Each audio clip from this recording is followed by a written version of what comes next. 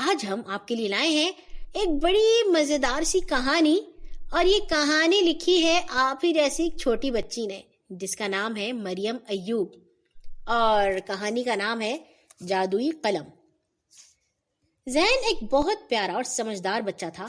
اس کا تعلق ایک نہایت امیر گھرانے سے تھا۔ اس کے ابو ایک کامیاب بزنس مین تھے۔ گھر میں کسی چیز کی کمی نہ تھی۔ زندگی بڑے مزے سے گزر رہی تھی۔ زیادہ تر بچے لاڈ پیار سے بگڑ جاتے ہیں، مگر زین بالکل ایسا نہیں تھا۔ مراد صاحب اور فریدہ بیگم نے اس کی بہت اچھی تربیت کی تھی۔ ایک دن زین کسی کام کے سلسلے میں باہر گیا۔ اس نے دیکھا کہ ایک نابینا آدمی سڑک پار کروانے کے لیے پکار رہا تھا۔ کوئی بھی اس کی مدد نہیں کر رہا تھا۔ اس وقت زین بہت جلدی میں تھا۔ اس کے باوجود اس نے نابینا آدمی کی مدد کی اور اسے سڑک پار کروا دی۔ وہ جانے لگا تو آدمی نے اسے قلم دیتے ہوئے کہا، بیٹا یہ قلم لے لو، یہ کوئی عام قلم نہیں، یہ جادوئی قلم ہے۔ تم اس سے جو کچھ لکھو گے وہ تمہارے پاس آ جائے گا۔ تم نے میری مدد کر کے بہت اچھا کام کیا ہے، اس سے ہی تمہارا انعام ہے۔ یاد رکھو، اس قلم کو کسی برے کام کے لیے استعمال نہ کرنا، ورنہ یہ تم پر الٹ ہو جائے گا۔ یہ صرف تمہارا کہنا مانے گا، اگر کوئی اور استعمال کرے گا تو الٹا اثر ہوگا۔ زین نے پہلے تو قلم لینے سے انکار کر دیا، لیکن پھر بار بار اصرار پر لینا ہی پڑا۔ گھر آ کر اس نے قلم ایک طرف رکھ دیا اور اسکول کا کام کرنے لگا۔ اس کے بعد وہ سو گیا۔ اٹھا تو شام ہو گئی تھی۔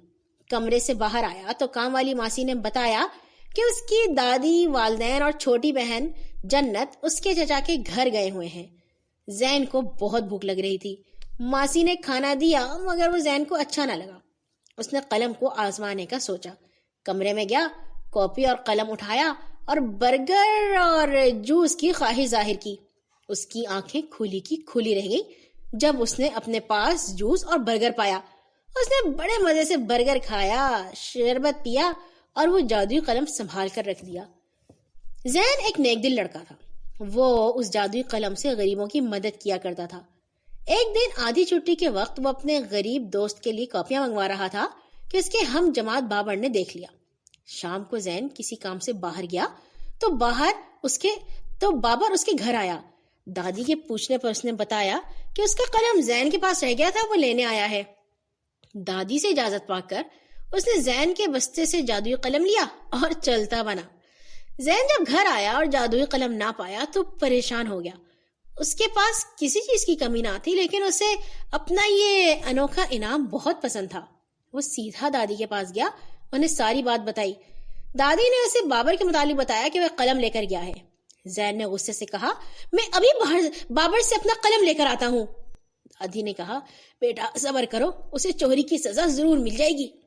دوسری طرف بابر جادوئی قلم پا کر بہت خوش تھا۔ اس نے ایک مزیدار قلفی کی خواہش کی۔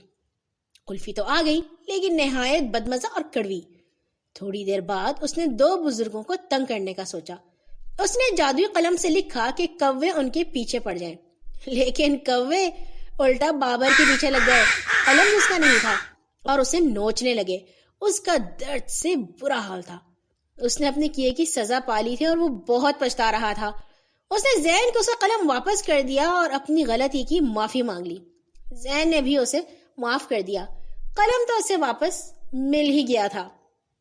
ساتھیو، پیارے نبی صلی اللہ علیہ وسلم نے کہا ہے کہ مسلمان وہ ہے جس کے ہاتھ اور زبان کے برائی سے دوسرے لوگ محفوظ رہیں، اور جب ہمارے ہاتھ کسی سے پوچھے بغیر کوئی چیز اٹھاتے ہیں تو دوسروں کو بہت تکلیف ہوتی ہے۔